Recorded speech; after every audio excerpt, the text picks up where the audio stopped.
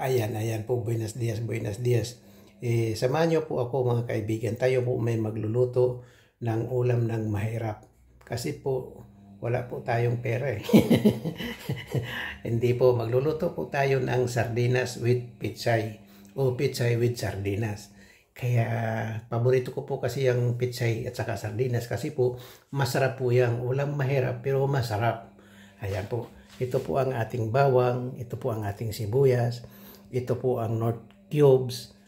Ayan po ang ating pitsay. Ito po ang ating ligo-ligo muna. Ayan po. Kaya samahan niyo po ako at atin pong initin muna ang ating kawali. At ayan, mainit na nga po yata. Ibaba po natin ang kaunti ang ating apoy. Ayan po. Ayan. Mainit na. Ilagay natin ang bawang. Ilagay natin ang sibuyas. Ayan po.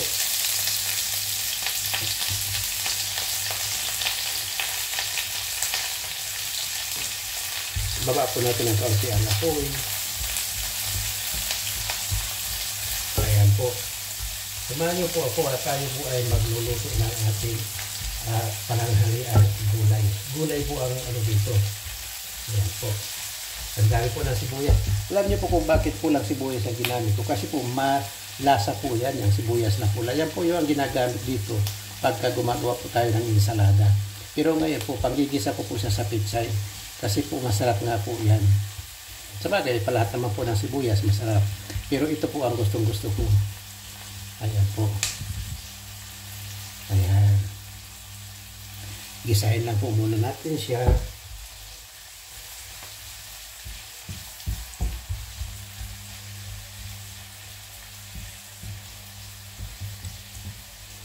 At lakasan na po natin yung kaunti ang apoy.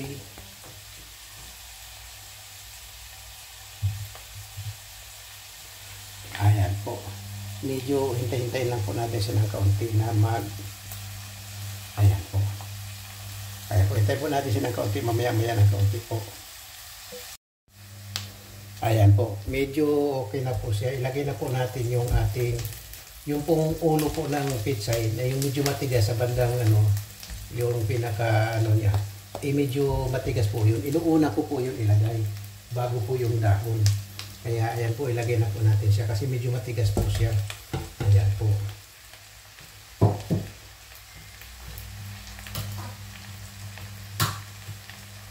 At ilagay na po natin ng kaunti yung yung pinakasabaw po ng sardinas natin. Ilagay na po natin. Mamaya na po natin ilagay yung laman kasi po madudurog po siya. Kasi po medyo matagal pong maluto yung tangkay ng pizza. Kaya inuuna ko po yun. Ayan po.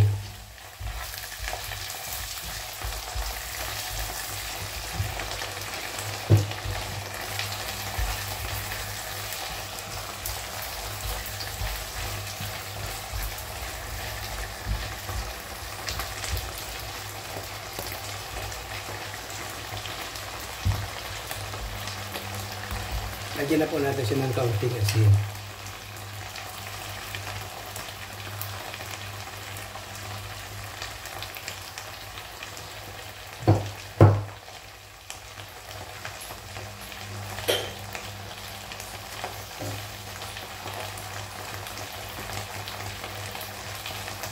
Lagyan na po natin siya ng kaunting tubig kasi po panluto po dito sa tangkay ng pitsay po. Kasi kung wala pong tubig, hindi po maluluto yung tangkay. Ayan. Konti lang siya, konti lang. Mga 1/4 na baso lang po. Panluto lang po dito sa tangkay ng pitsay. Ayan po. Ayan po.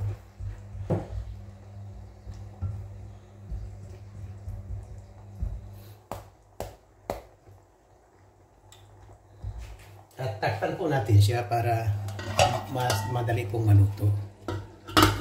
Ayan po. Ayan.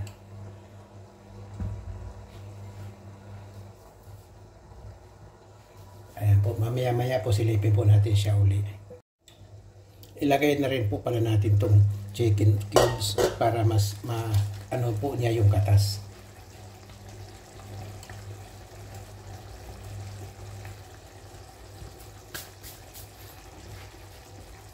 Haluin lang po natin.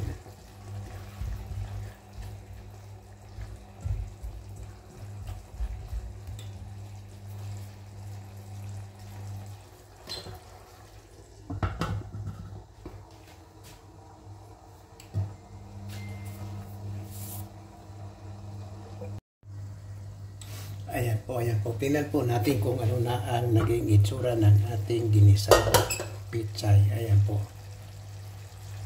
Ay, yung ano pa lang to, yung tangkay pa lang po. Hindi pa, kulang pa po ng kaunti. Lutuin po muna natin yung tangkay na yan bago po natin ilagay yung dahon. Kasi po, madaling maano yung dahon kaysa dyan sa tangkay na yan. Matigas po kasi yung tangkay na yan.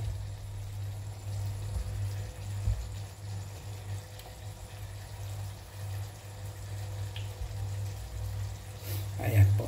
Takpan po muna natin.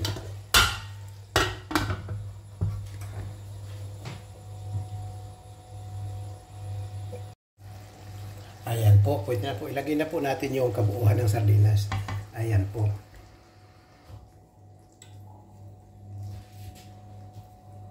At ilagay na rin po natin yung pichay.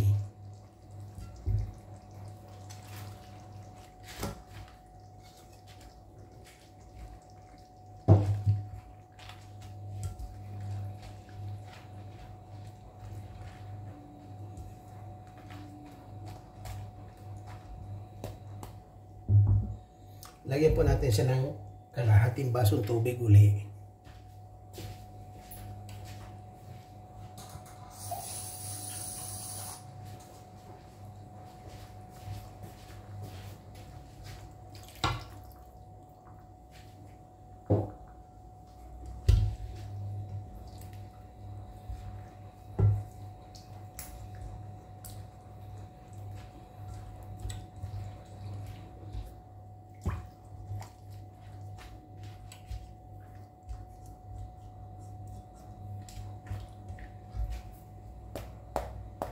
At atin po siyang tatakpan.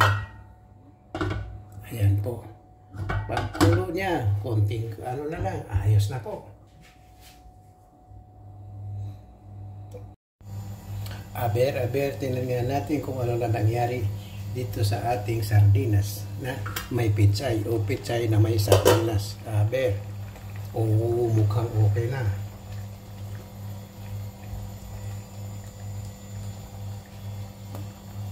Aber, tikman po natin.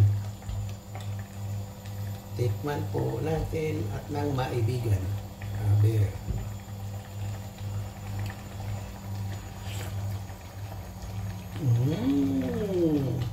Kiriko. Sarap-sarap.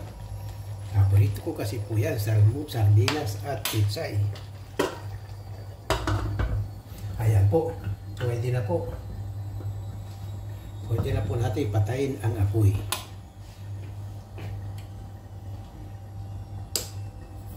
Ayan po. Maraming salamat po. Bye-bye po.